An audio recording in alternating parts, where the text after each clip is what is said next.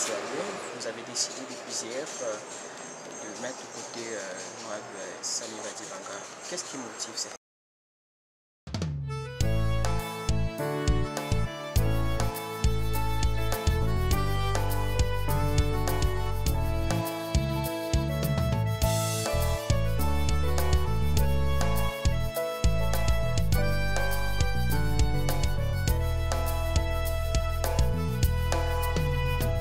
Arrêter sa collaboration en comprenant que M. Kabila ne voulait pas céder le pouvoir, l'UDPS s'est retiré, nous avons eu Genval.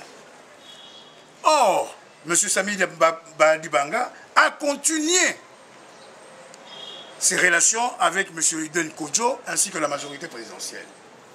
Jusqu'à ce qu'ils sont partie prenante dans les assises du camp Tchatchi. Nous nous sommes réunis le 3 pour le faire comprendre qu'il a été invité. Tous les députés UDPS ont été invités. Il y a deux preuves. Que nous puissions mettre la vérité. Le parti UDPS Tshisekedi se retrouve dans les rassemblements qui recusent la convocation de M. Kabila pour le dialogue du camp Tchatchi.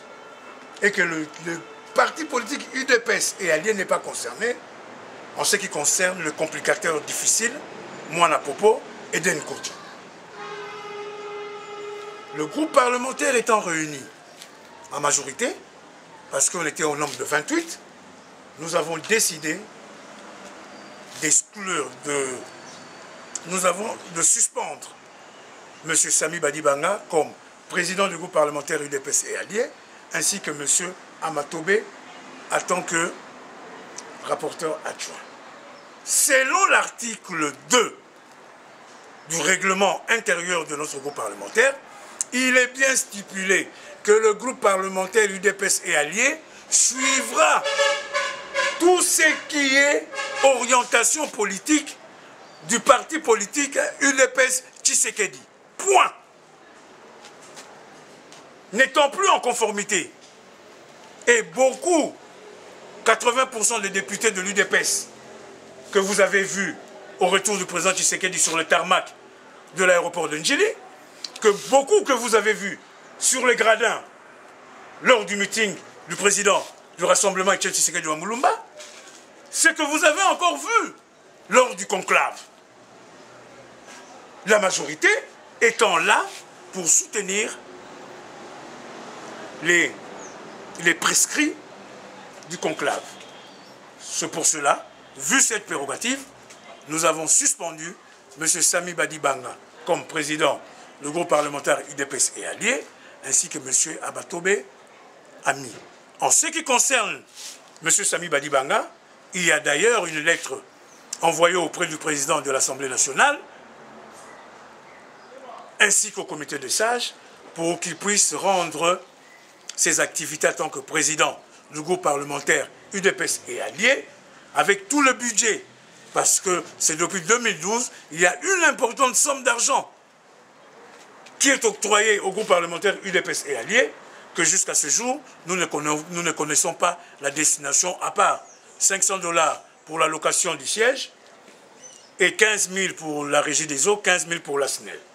Donc nous aurons besoin de tous ces états comptables pour que nous puissions avoir. Sinon, le comité des sages sera saisi et dans le cas contraire, c'est la justice congolaise qui viendra pour lui redemander qu'il puisse nous fournir ses preuves.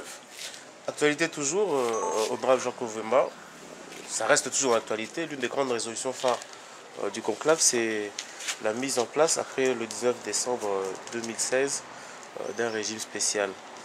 Les amis de la majorité estiment que c'est un coup d'État, ou plutôt une violation flagrante de la Constitution que veut consacrer le rassemblement. Qui vous donne le pouvoir de prendre le pouvoir de la sorte? Qui empêche ou empêchera le peuple congolais de réfléchir? Le peuple congolais a le droit de réfléchir et de proposer les solutions selon elles, qui doivent et qui peuvent être discutées au temps opportun entre Congolais et Congolais. Quand ils se retrouvent à Mangaka, enfin bref, à cette blague-là, quand M. Kabila leur demande d'aller préparer les élections, Donc depuis 2011, M. Kabila ne savait pas qu'il arrivera 2016 pour qu'il puisse y avoir des élections.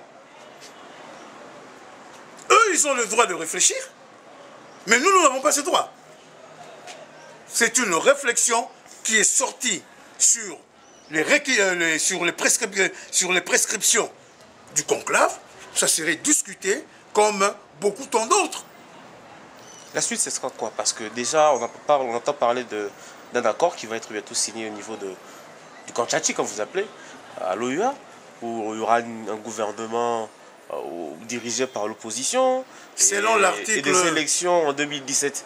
Qu'est-ce que vous en pensez? Selon l'article 74 ou 78, j'en perds un peu le nord, le Premier ministre, selon la Constitution, doit venir des groupes parlementaires de l'opposition, de la majorité. S'il y a un opposant qui a la majorité, qui se proclame Premier ministre, sinon dès les premières séances, il y aura des motions incidentielles, ou bien ceux qui veulent regagner leur famille biologique, ils ont le droit de le faire, et puis ils seront accompagnés et acceptés par leurs ex-futurs et éventuels frères. Élection en 2017, ce ne serait pas mieux qu'une transition de 3 ans? Monsieur Kabila vient de vous dire 2 ans, jusqu'en 2018.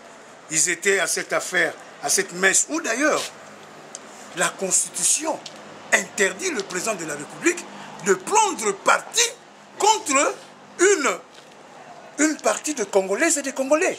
Mais M. Kabila le fait sciemment, peut-être en oubliant même qu'il est le président des Congolaises et des Congolais en entièreté.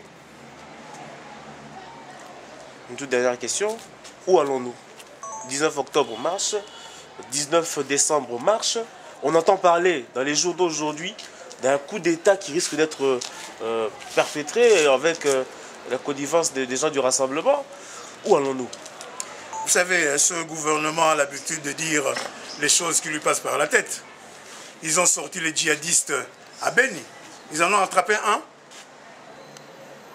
Nous sommes des démocrates. Jean-Claude Vouemba, la MPCR, ainsi que la dynamique de l'opposition, sont des démocrates. Ils ne basculeront jamais pour que le sang des Bankoulou, des Bissimbi, de cette nation soit souillé sur la terre. Je vous ai dit et merci.